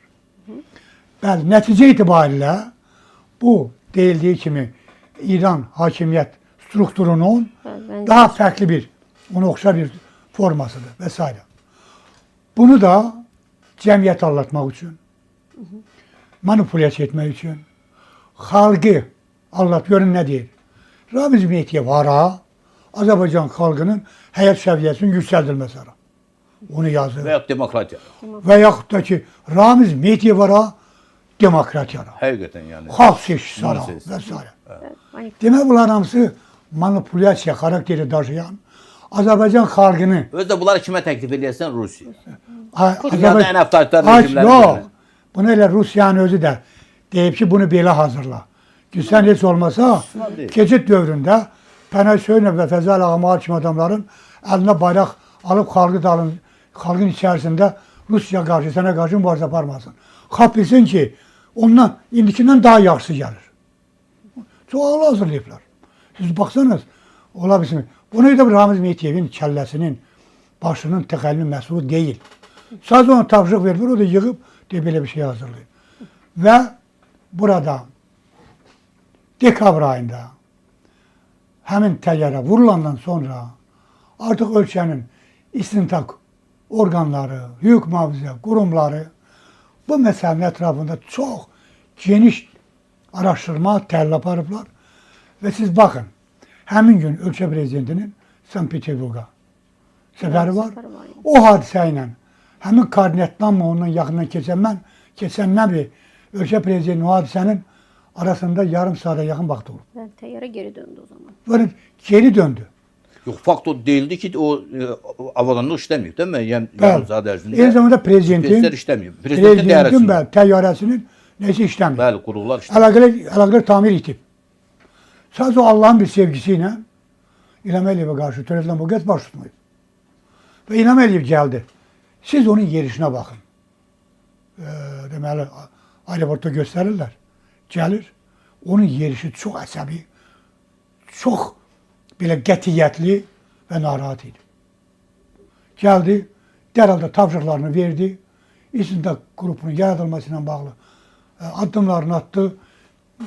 Qazaxıstanla bağlı əlaqəyə girdi. Başqa istiqamətlərə girdi. Niyə? Pənah bəy, siz də yaxşı bilərsiniz ki, bu Trump yolu deyilən Zəngəzur məsələsi ondan bir 8 ay sonra gündəliyə gəldi. Rusiyanın xüsusi xidmət orqanlarının avqust ayının 8-də mi, 10-da mı bu həm də ondan qabaq Trump'ın en yakın adamının Moskvada olması, Moskvadan sonra yazıca gelişi, Bakıya gelmesi, o hakkında hiçbir informasyon getmədi. Ondan sonra İrəvana getməsi, bütün bunlardan sonra həmin təyyarə qəzası baş verdi. Rusiyanın kəşfiyyat orqanlarının deməli, əlində dəqiq məlumat olub ki, İlham Əliyevin moderatorluğu ilə onun ideyası əsasında artıq Rusiyanın Ermənistanın da razı olmaq şərti ilə Qafqazdan, Cənubi Qafqazdan getməsi qətiləşdirilib və bununla bağlı Vaşinqtonla çox ciddi danışıqlar gedir. Bu haqda Rusiyanın ciddi məlumatı olub. Burada yeganə çıxış yolunu Rusiya İlham Əliyevi aradan götürmək və Ramiz Mehdiyev kimi anti-milli bir antipoda hakimiyete getirmiş olub. Aynen. Bunun üçün də onun üçün mənim gümanım budur. Budur, aydındır. Bir də burada İndi baxacaqsınız məntiqinə. Araşdırmaların gedişində bütün bunların hamısı üzə çıxacaq. Burada bir başqa məqam da var. İstəsək də, istəməsək də son günlər bu məsələdə bir də bu 50 nəfərlik üzvlər sırasında AXCP və Musavat fəallar demək təmsilçilərinin ola biləcəyi ilə bağlı ehtimalı Teleqraf Agentliyi yayıb. Və bu zaman-zaman da hətta necə paralel aparır bəzi analitiklər, necə ki AXCP və Musavat rəhbərliyi avtobus müxalifəti ifadəsini həvəslə işlədir. Ramiz Mehdiyev də zamanında bilirsiniz ki, bir neçə il əvvəl bir müraciət yazmışdı. Orada o da avtobus müxalifəti ifadəsini işlətmişdi. Elmlər Akademiyasının mətbuat xidməti yaymış. Bəli. Yəni bu paralellər aparanda sanki eyni mətbəxdə hazırlanmış kimi bir o tezisi də ortaya atır bəzi analitiklər. Siz necə fikirləşirsiniz? Yaxın günlərdə əgər bu birincisi bundan müxalifətə qarşı istifadə oluna bilərmi süni şəkildə və yaxud real bir şəkildə gerçəkdən də Ramiz Mehdiyevlə dediyimiz o radikal müxalifət adlandırılan, əslində isə o tanım bilmirəm varmı yoxmu, amma AXCP və Musavat partiyalarının rəhbərliyinin hər hansı bir əməkdaşlığıyla o siyahıda olma ehtimalını real hesab edirsinizmi? Mən ümumiyyətlə böyük inamım yoxdur ki, bu Ramiz Mehdiyev məsələsi gedib məhkəməyə çıxacaq. Xüsusən açıq məhkəməyə. Bir. Məhkəmədən danışmıram. Yox, bu məsələ Bu Azərbaycan dövlətinin nüfuzuna çox böyük mənfi təsir göstərir. Mən də razıyam. İlk dəfədir belə bir şey. Ona görə də olmayacaq. Çünki hələlik rəsmi məlumatların olmamasının bir motivində bu mənim ehtimalımdır. Artıq Yox, bir ehtimal bilmirik. yox. Zəif ehtimaldır Yox, yəni. ola bilər. Mən bunu dəyərləndirirəm ki, bu məsələ xüsusən o maddələrlə gedib məhkəməyə çıxmayacaq. Belə görünür. Narahatçılığımız da budur. Mənim mövqeyim odur ki, bu məsələ gedib məhkəməyə çıxmalıdır. Hökmən. Açıq olmalıdır. Bu məsələlər kökü qazınmalıdır. Yəni bir. Razıyam. İki. Orada gedib məhkəməyə çıxarsa, bu AXCP Musavat məsələsində bu işlər olmaması məsələlərə aydınlıq gətirilməlidir, eləmi? Bu ya təksib olmalıdır, belə bir şey olmuyor. Çünki deyilən indi dediyiniz kimi ehtimallardır. İddialar. Rəsmi orqanlar belə bir məsələyə çıxış eləməyiblər. Bu məsələyə də aydınlıq gətirilməlidir. Mən bayaqları toxundum, dedi sonraki blokda mən qısaca xatırladım. Ümumiyyətlə dünyanın bir çox ölkələrində dövlət şurası olub. Elə məsəl üçün Çar Rusiyasının məşvərətçi orqanlarından biri dövlət şurası idi, hətta Çar Rusiyası. Gəldən biz Azərbaycan ilk dəfə keçmiş postsovet məkanında dövlət şurası yaradılıb Gürcüstanda 92-ci ildə Şevarnadzenin hakimiyyətə gəlməsi ilə bağlı.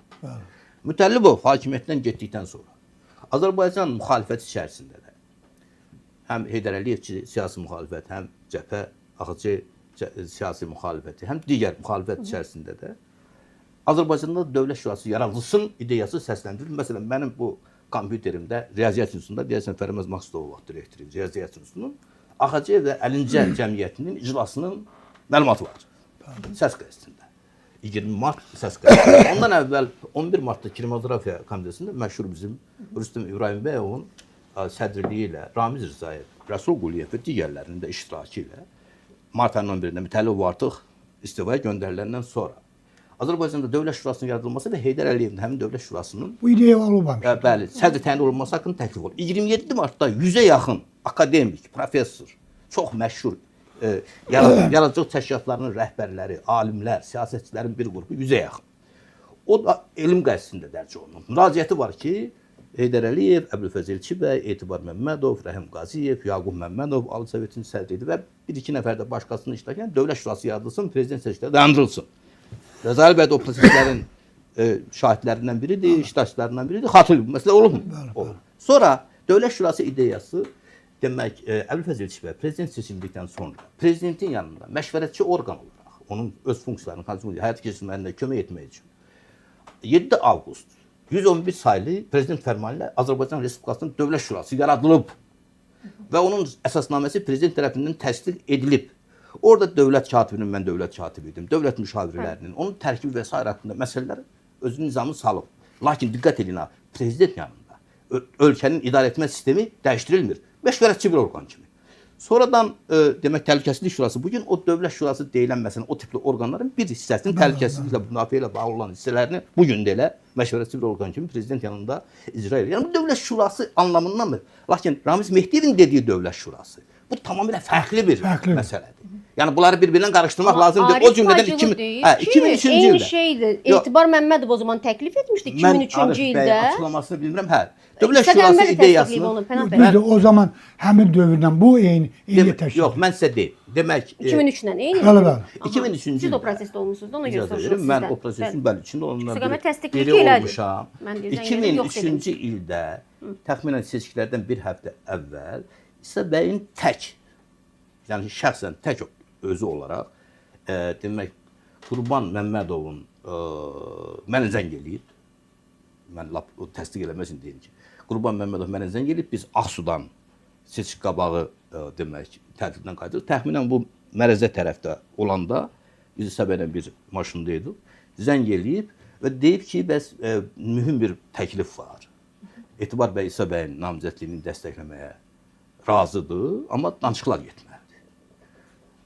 Və İsa bəy gedib həmin söhbətə tək gedib. Mən olmamışam o söhbətdə. Orada olub Etibar bəy və onun komandası, o cümlədən Qulam Hüseyn Əlibəyli və Fuad Ağayev, niyə onların adını çəkirəm o komanda? Onlar hansısa bir sənəd təqdim ediblər İsa bəyə.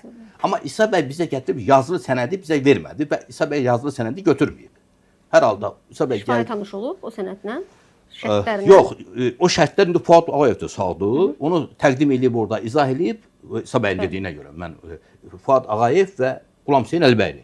Əli Kərimli də orada oldu. Və açıqcası mən xatırlamıram bu Dövlət Şurası məsələsini. Mən xatırlamıram, amma İsa bəy deyirsə və mən baxdım o açıqlamalara. Arif bəy də deyirsə, o məsələlərin içərisində belə olub ki, faktiki olaraq məsələ bundan ibarət idi ki, mən o məsələnin müzakirəsini mümkün hesab etdim.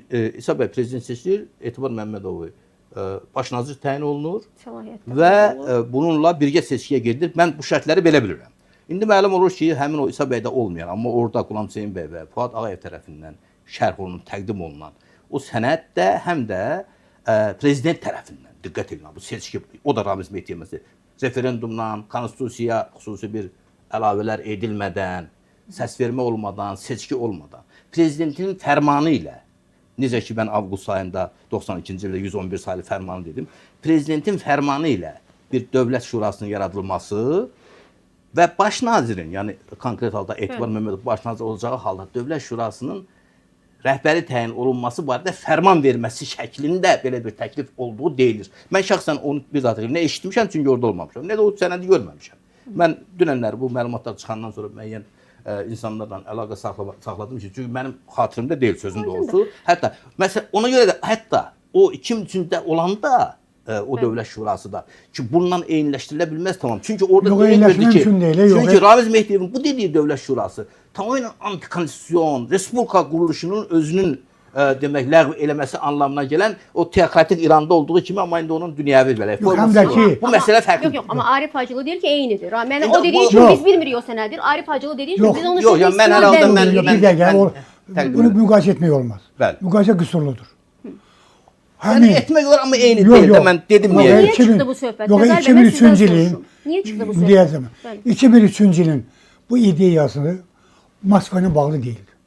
2093-cü il. Onda siz Etibar bəy Moskva ilə əlaqədə etdiniz. Deyil. Deyildi deyirəm. Deyil. Hə, deyildi. Bu isə mahiyyət etibarilə Moskva ilə bağlıdır. Əmrəyəm. Ona görə bu məsələni üstə gətirib.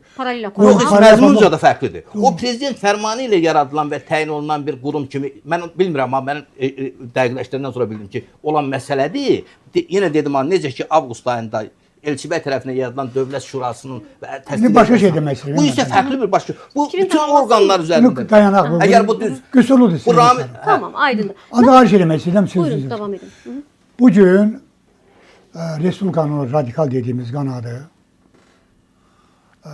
bir mənalı şəkildə özünün hətta adi funksionerlərin də etiraf etdiyi kimi indiki cənab prezidenti tanımırlar. Onun hakimiyyətinin getməsinin Yox, prezidenti tanınmaq barədə bəyanatlar yox. Yox, bizdə də cənab prezident demirlər bula, nə demək? Yox, yox, 90 məsəl üçün 90-cı illərin birinci yarısında olan məsələ ayrıdır, amma biz prezident Sən özün niyə qatsan ola?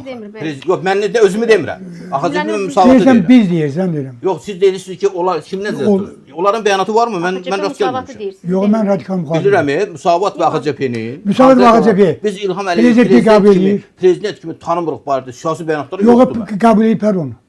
Seçkilərin nəticələrini qəbul ediblər. Yox. Prezident kimi də qəbul etmir. Yox, bu seçkilərdə Onlar nədir? Nə demək istəyirəm? Hər birimizə bəlli olan yanaşma var. İlham Əliyev hakimiyyətdən getməlidir. Kim gəlir gəlsin, onun dəxli yoxdur. Ancaq İlham Əliyev hakimiyyətdə ola bilməz. Yox, onların hər halda sözdə dediyi budur ki, ümumxalq demokratik Yox, azad eyni daha- ədalətli seçki yolu. Yox, o yoldur. Yanaşma bax fərqlidir. Siz dediniz yoldur. Onlar yoxdur burada, mən məcburam. İndi niyə görə? Məcbur deyilsiniz. Siz onların Yox, məcburam. vəkili Mən deyilsiniz. mən ədalətli adamam. Bütün orada olmayan Sən adamların burada haqqını, olmayan hüququnu hamının müdafiə hüququnu edirəm. müdafiə edə Siz bilməzsiniz. sözləmələsiniz mən ədalət adamam. Yox. Hesab edirəm bu məsələdə ədalətlidir. Yox, mənim yanaşmam daha praqmatikdir. Daha düzü, daha real. Praqmatikdir çünki müəyyən məqsəd var. Yox, məqsəd nə olacaq? 78 kişinin nə məqsəd olacaq? Hə, yaxşı deyil. Nə məqsəd olacaq? Pensiyada olan adamam. Hə. Hamıyla da dalava dalaşıram bugün. Burada məqsəd yadigar yoxdur. Sadəcə olaraq qarşılıqlı istifadə deyilən bir anlayış var. İlham Əliyevin hakimiyyətdən getməsində Müsavat və Azərbaycan Xalq Cəbhəsi partiyası çox maraqlıdır. Görülür. Maraqlı ola bilər, amma demokratik yolla, konstitusiyon Aydın da yolla. ya bir dəqiqə. İndi yaranmış olan situasiyada bunlar hansısa bir formada Bu sizin ehmallarınızdır. Bəli. Hə. Hansısa bir formada özlərinin gələcək imicinə ziyan vurmamaq üçün işə gedə bilərlər. Ki, məhz Ramiz Mehtiyevin vasitəsilə İlham Əliyev hakimiyyətdən devrilsin, bəlkə elə bir situasiya yarana bilər ki, bizim öz müsakimdə gələ bilərik. Gözəl bəy. Qulaq asın, Danışım mən bizə deyəcəm. var. Hə, mən öz argumentlərimi Və ona görə də Ramiz Mehtiyevin həmişə radikal müxalifətlə bunu deyib altdan da qol çəkirəm. Əlaqələr olubdur. Mən bunu 2001-ci ildə demişəm. Azadlıq qəzetindən üzr istəyirəm ki, Səmiz xanım, təkrarlayıram. Müxalifət qəzetində işləyən, mənə yaxın münasibətdə olan jurnalistlərdən, mənə Qüdrət Həsən Quliyevə, Şerizə beləsində dedim. Məlumat çatırdılar ki, müxalifətin içərisində Ramiz Mehtiyevin adamları təbliğat aparır. Ola bilər. Aydın da. Nə idi Olabilir. təbliğat? O- Nə idi? Nə üzərinə gedir təbliğat? Ramiz Mehdiyev Moskvanın və İranın razılığı ilə hakimiyyətə gəlir. Türkiyə ilə də danışıqlar gedir. Ramiz Mehdiyevin prezident gəlməsinə mane olmayın. Bu 2003-ə qədər olan prosesdə Bəli, deyilmi? bəli. Ramiz Mehdi adamları bu cür təbliğat Bəli. aparır. Prinsipçən ola bilər də burada nə Hayır, nə var ki? Və bu məsələ əgər onlar nə desə səmimi idilərsə, bilməlidirlər ki, Ramiz Mehdiyev Rusiya ilə bağlı.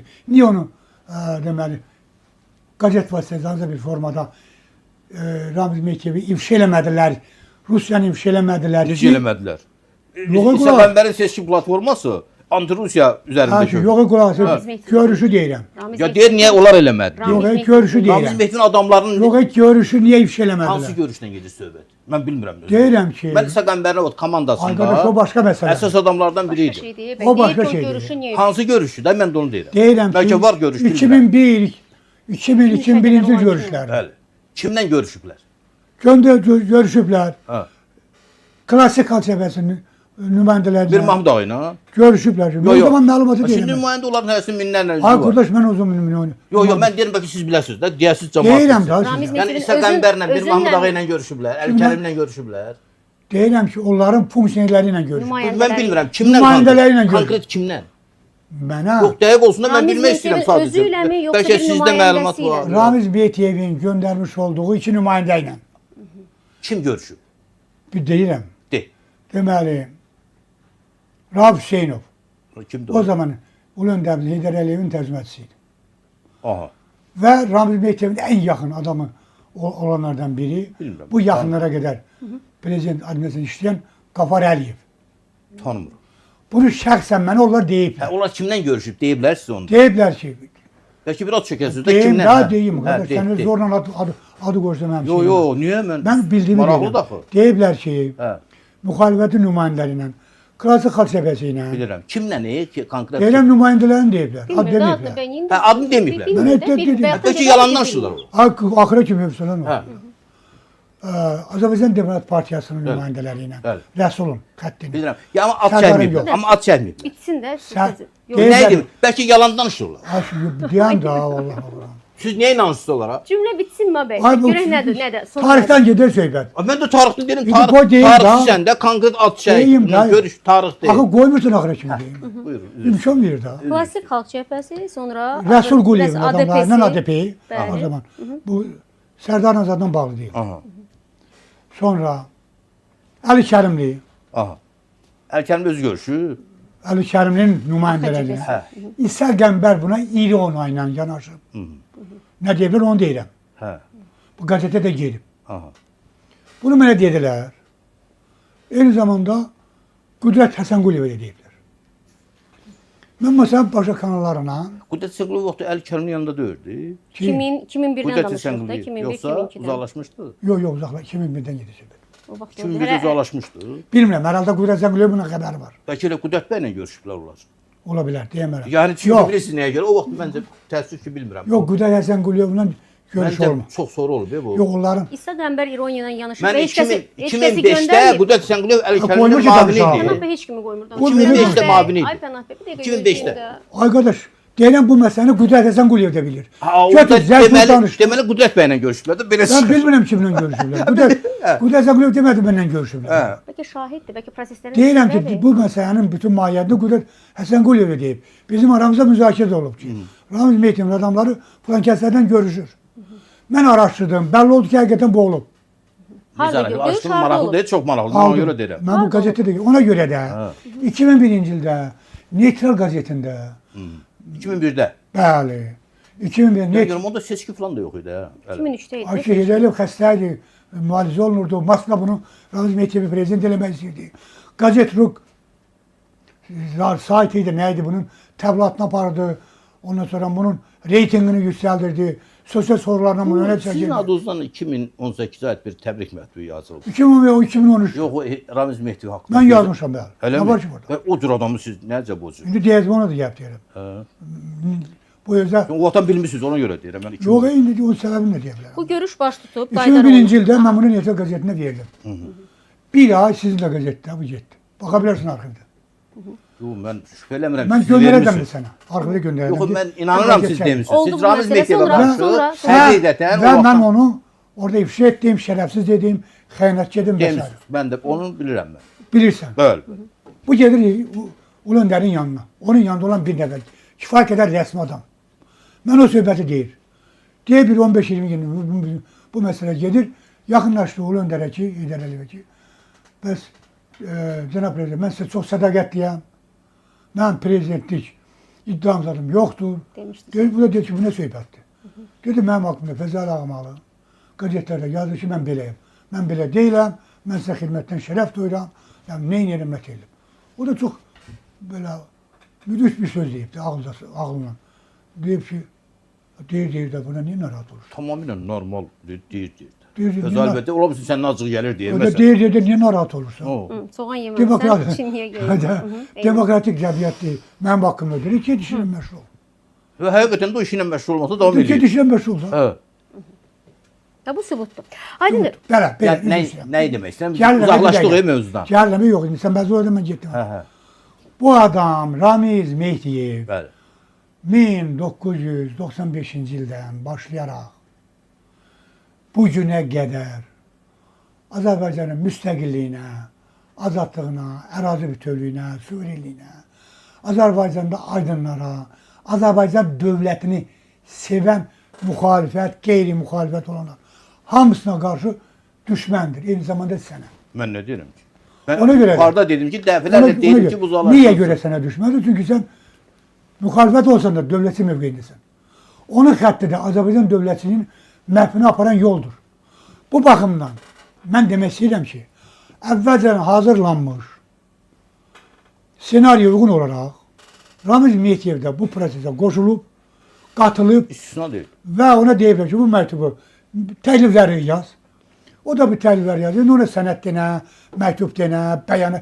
O artıq prinsipal əhəmiyyət kəsb eləmir. Aydındır. Faktörlər bu Ramiz Mehdiyev tərəfindən atılan Yox, addım. bizim bu müxalifətlə Belə, Belə məqam götürülən deyil. sənətdir. Aha, bir məqam deyim, yeri gəlmişəm, biz 1 saatda efirdəyik, bizi 1500 nəfər izləyir hal-hazırda təkcə YouTube üzərində. Baxıram TikTok üzərində də bizi 700 nəfər izləyir.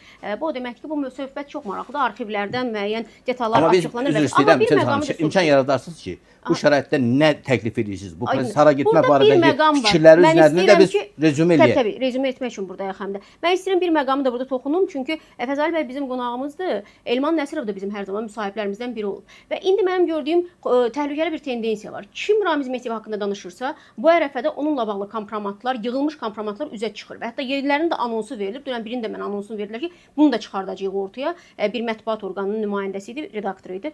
Və hiss olunur ki, qarşı tərəf də boş dayanmır. Kim danışırsa, onun barəsindəki müəyyən ailə həyatı, şəxsi həyatı ilə bağlı olan məsələləri ortaya çıxarıb tamamilə gündəmi dəyişmək xətti yürüdür. Bu nədir? Bu mübarizənin bu formasıdır ki, heç kəs danışmasın, hamı üçün qorxsun. Mən son 2 gündə müşahidə edirəm, artıq efirə çıxmaq istəyənlər çox azdır və qorxurlar, narahatdırlar. Gerçəkdən mən də sizə deyirəm də, Nədən qorxurlar?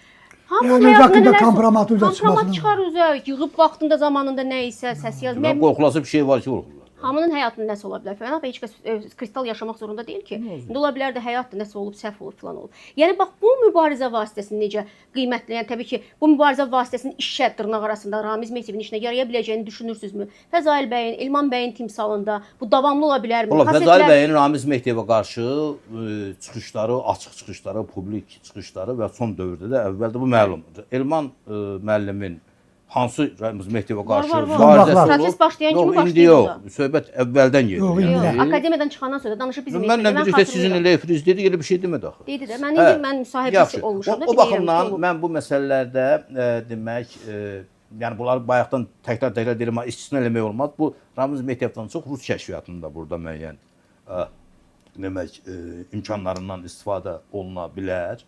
Prinsip etibarı. Çünki hamı bilir ki, Ramiz Mehdiyevə qarşı mübarizə onu aparanların özlərinin motivasiyasından və hətta bilib Rusiya qarşı olan mübarizədir.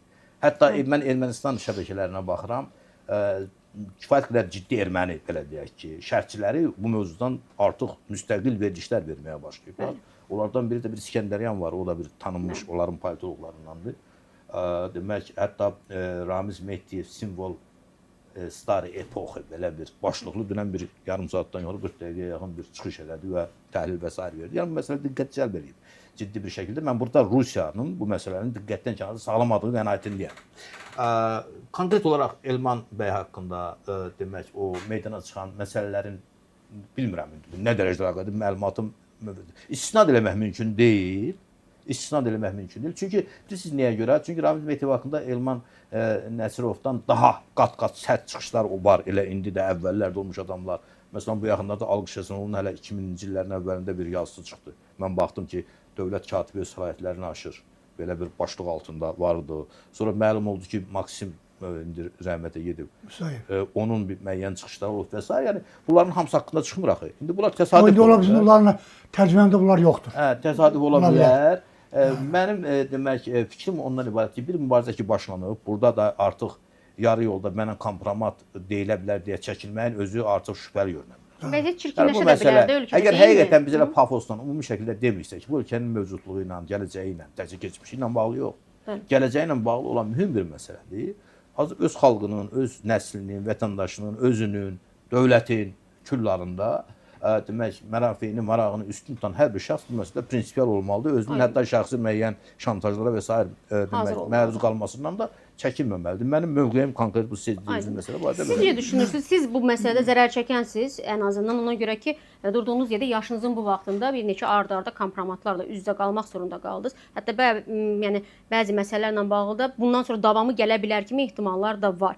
Yəni bu mübarizə forması davam edərsə, həm ictimai siyasi mühitdə xoşa gəlməz mənzərə yaranacaq Azərbaycan cəmiyyətinin üçündə. Çünki hamının hər şeyini bilmək zorunda da deyilik və bizə maraqlı da deyil bu cəmiyyət olaraq bizə. Amma digər bir tərəfdən də bu cür mübarizə ilə hər kəs susturula bilərmi ən azından danışanlar? Əldə mən susmayacağam.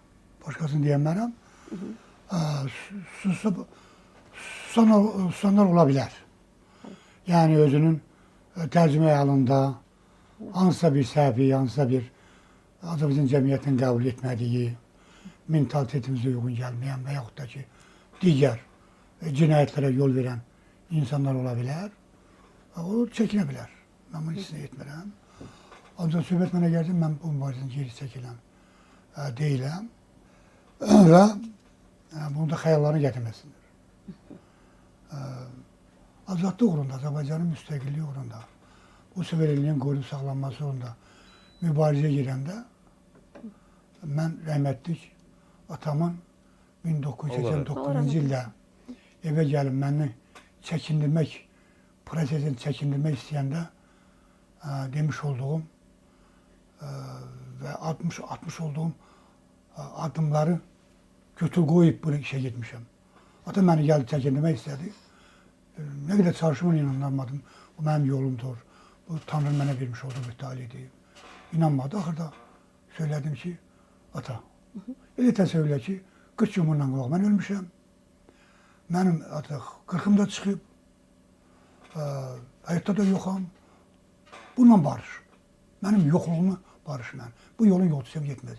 Atam ürəkcəli getdi, sözümü deyil, pis elədi, çox səhv oldu. Mən o yolu 69-cu ildən rəhmətli Əbdülhəs bəylə gəlmişəm. Ömrümün sonuna qədər də bu yol mənim yolumdur. Müqəddəs yoldur. Bu yol Əlfəz İlçibə xalq hərəkatından başladı.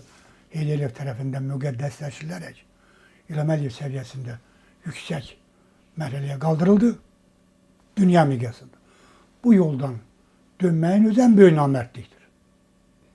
Elə Ramiz Mehdiyevin xəyanətinə bərabər xəyanətdir. Cənab Prezidentin 24-cü ilin inaugurasiya mərasimində, andışman mərasimində dediyi bir söz var. Dedi ki, biz çox çətin, güclü daşları yerindən tərpətmişik. Xatırladım. Bunu bizə bağışlamayacaqlar. Düşünürəm ki, bunu bilməliyik. Bunu bizə bağışlamayacaqlar. O proses gedir. Anons ilə deyirsən sən? Bəli, 2024-də dedi. Azərbaycanı, yəni antiterror əməliyyatından da sonra suveren təmin edəndən, Rusiyanın burada sülhməramlarını çıxardandan sonra 24-cü il fevral ayındakı onun baxa bilərsiniz çıxışına andışma mərasimində bu sözü dedi. Mən onda millət vəkiliydim. Yadımdadır söz. Tamaşaçılarımız deyir, siyasətçilərin üzr istəyirəm, şəxsi həyatı ilə onların ictimai mövqeyini qarışdırmaq olmaz. Fəzali bəy bu barədə nə düşünür? Kimin şəxsi həyatında nə olubsa, onunla onun ictimai mövqeyini vurmağı necə qiymətləndirir? Şəxsi həyatınız, cavanlığınızda yaşadığınız nələrsə, hal-hazırda fakt olaraq və yaxud da ki, silah olaraq qarşınıza qoyulursa, bu sizin ictimai mövqeyiniz hansı qalıqda təsir edir? Mən düşünürəm ki, cəmiyyətin ağıllı, düşünməyi bacaran, obyektiv insanları bu məsələyə əksinə, mənim xeyrimə izah edirlər və baxarlar. Aydındır. Mən bununla bağlı bir əlavə edəcəm. Çünki sənin sözün çox vacibdir, düşünürəm ki. Siyasət başqadır. Siyasət Azərbaycanın bugün xalqının, dövlətinin talih məsələsidir. Burada vahid siyasi mövqe və prinsipal xət lazımdır. Hər birimizdə. Məndən razılaşarsınız. Çünki Azərbaycanın azadlığı, müstəqilliyi, suverenliyi əldə olunub, Azərbaycan güclü dövlətdir. Lakin hər də mübarizə gedir. Aydın. Və bu neçə illərdə mübarizə gedəcək. Aydın. Ona görə də siyasətlə şəxsi həyatı qatışdırmağın özü mənə gəlir ki, axmaqlıqdır. Mən bununla bunu bir hadisədən ilk dəfədir bunu deyirəm. Çünki daha öncə də olub Azərbaycanda belə şeylər, şəxsi həyatla, İlk dəfə bu deyəcəyim şey cəhdləri, ilk dəfədir mən bunun siyasətlə deyirəm. Əlbəttə Respublika prezident seçildikdən sonra ilk aylar idi. Bəlkə də birinci ay idi. Xüsusi xidmət orqanlarının rəhbərlərinin biri mənə dövlət katibi idim mən. Çox tanınmış siyasətçilərin biri haqqında Bağ evində qeyri-siyasi olan belə ifadə edək bir şəkillərini və videosunu gətirdi ki, bu prezidentə təqdim olunsun. Çox sevinə-sevinə də gətirmişdi. Bu onların peşəsidir, işidir.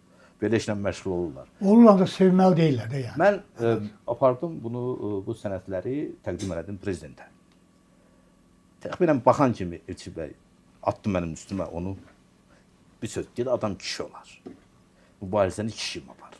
Bax, mən bunu tam belə deyirəm və demək, əlbəttə ki, mən səmimi olmaz deyəm ki, mən hesab edirəm əlbəttə xüsusi xidmət orqanları qanun və qanunvericilik daxilində, səlahiyyətləri daxilində əməliyyat tədbirləri aparmalıdır. Amma bu siyasi məqsədlə öz siyasi rəqibləri əleyhinə yönələndə artıq bu qanundan kənara çıxır. Amma eyni zamanda da siyasətçilər artıq publik siyasətlə məşğul olmağa xüsusən başlayandan sonra onların şəxsi həyatının xeyli dərəcədə ictimai xarakter daşımasını da bilməlidir. Artıq diqqət mərkəzinə, obyektivə necə deyərlər, gəlməsini də bilməlidir, nəzərə almalıdır. İndi biz bunu deyə bilirik, mən bunu kiməsə nəsihət vermirəm, elə özümə də aid edirəm. Nəzərə almalıdır və həm də dua eləməlidir ki, Allah onu o cür işlərdən qorusun. Aydın, ancaq bir şey var ki, yəni cəmiyyətin tanınmış ictimai siyasi xadimlərindən biri olarkən, Gənc ikən Dedim yox. mən onu. Dedim, publik siyasətlə məşğul 40 il bundan qabaq hər hansı bir hadisə baş Yox, o da verirsə, ola bilər. Mən indi Fəzail bəyin indi onu özündə də. gündəliyə Mən gətirmənin sözün doğrusu, nə dərəcədə mən də ümumi şəkildə etikdir, nə deyəcəm, dərəcədə mən haqdır. Fəzail bəyin bu müəyyən o kompromat dediyiniz və müəyyən bu son günlərdə baş verən hadisələr ki, jurnalistlər xeyli dərəcədə Fəzail bəylə o temanı elə burada sizlə də xeyli müzakirə olundu. Mən Fəzail bəyə zəng elədim, dedim ki, sən təcrübəli bir siyasətçisən. Bir də şeylər olur, bir də soyuqqanlı baxmaq lazımdır və soyuqqanlı yanaşmalı dedim. Aydındır. Məncə bunlar artıq orada yəni prosesin elə bir başqa xüsusi şey rəngidir. yoxdur ki, onu Yox, həqiqətən Bir məsələ həyat da taledir. soyuqqanlı yanaşıram və fikrimdə ifadə elədim ki, bütün bunların heç biri məni özüm barı yoluma nə çətirməyəcək. Aydındır. Bəylər, mən sizə çox təşəkkür edirəm. Biz artıq sizə bir təşəkkür saatdan dəvətə görə. Sağ olun. çox maraqlı bir söhbət idi. Bizi Mən hal-hazırda Sevcan baxıram. deyim. Mən çox yerə gedirəm, çağırırlar, dəvət edirlər sağ olsunlar, amma bura gələndə siz çağıranda Xeyr. xüsusi Gəlirsiniz, amma bəzən də rayona gedirsiniz deyə gəlmirsiniz, bilirəm. Ona görə mən sizi 4-cü gündən əvvəl çağırıram, çünki cümə axşamlarına gedirsiniz. Təbii ki, bu bir zarafatdır. Hər zaman studiyamızda yeriniz əzizdir. Sizin də eyni zamanda minnətdarlığımı bildirirəm bu maraqlı söhbət üçün. İnsanlarımız sizin bu təhliliniz və tarixin arxivini ortaya çıxarmanızla bağlı olan mövqelərinizdən çox razıdırlar. 1500 artıq 1600-ə yaxın tamaşaçımız bizi YouTube-da izləyir. Artıq 700-dən çox tamaşaçımız bizi TikTok üzərindən izləyir. Onlara da minnətdarlığımı bildirirəm. Sizə də minnətdarlığımı bildirirəm ki, gəldiniz və bu mövzunu yenə enə, uzununa, hər tərəfdən detalları ilə müzakirə etdiniz. Dəyərli izləyicilər, qısa bir fasilə ilə sizinlə sağollaşırıq. Saat 13:00-da yenidən görüşəcəyik. TV Musavatı izləyin ki, gündəmdən, oradakı xəbərlərdən, yeni açıqlamalardan xəbərdar ola biləsiniz. Hələlik isə sağ olun, salamat qalın. Görüşənə qədər.